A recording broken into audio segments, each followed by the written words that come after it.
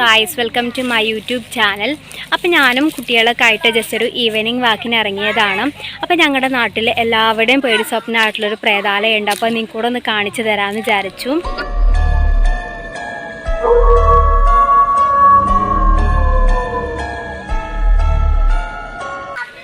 അതാണ് ഞങ്ങളുടെ നാട്ടിലെ എല്ലാവരുടെയും പേടി സ്വപ്നമായിട്ടുള്ള പ്രേതാലയം. ഇത് ഞങ്ങളുടെ വീട്ടിലേക്കും പല സ്ഥലങ്ങളിലേക്കൊക്കെ പോകാനുള്ള റോഡാണ്. ഇതിൻ്റെ രണ്ട് ഭാഗത്തായിട്ട് നിറയെ കാടാണ്. ഈ എല്ലാ ഭാഗത്തും നിറയെ കാടാണ്. അതിൻ്റെ ഇടയിൽ ഒറ്റപ്പെട്ട് നിൽക്കുന്നൊരു വീടാണ് ഇത്.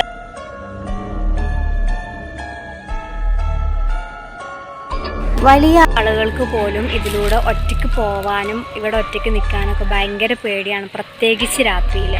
കാരണം ഇത് ഒരുപാട് നാളായിട്ട്, ഏകദേശം 15 വർഷത്തിൽ കൂടുതലായിട്ട് ഈ ഒരു വീട് ഇങ്ങനെ തന്നെയാണ് കിടക്കുന്നത്. ഇത്രയും കാടിൻ്റെ മരങ്ങളുടെയൊക്കെ ഇടയിലായിട്ട് ഒറ്റപ്പെട്ട് കിടക്കുന്നൊരു വീടാണ്. ഇത് കയറ്റിയിട്ടതിന് ശേഷം ഇതുവരെ അതിലാരും താമസിച്ചിട്ടില്ല.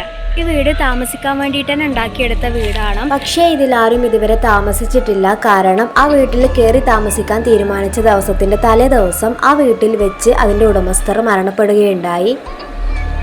ഇന്നത്തെ സംഭവത്തിന് ശേഷം ഈ ഒരു വീട്ടിൽ ആരും താമസിക്കുകയോ അതിൽ കയറ് പോലും ചെയ്തിട്ടില്ല. അവരുപയോഗിച്ചുകൊണ്ടിരുന്ന, അതായത് യൂസ് ചെയ്യാൻ വേണ്ടിയിട്ട് വെച്ചിട്ടുണ്ടായിരുന്ന പല സാധനങ്ങളും, അടുക്കളയിലുള്ള സാധനങ്ങളും, കിടക്കാനുള്ള കട്ടിൽ, അതുപോലെയുള്ള എല്ലാ സാധനങ്ങളും ആ വീട്ടിൽ ഇപ്പോഴും നിലനിൽക്കുന്നുണ്ട്.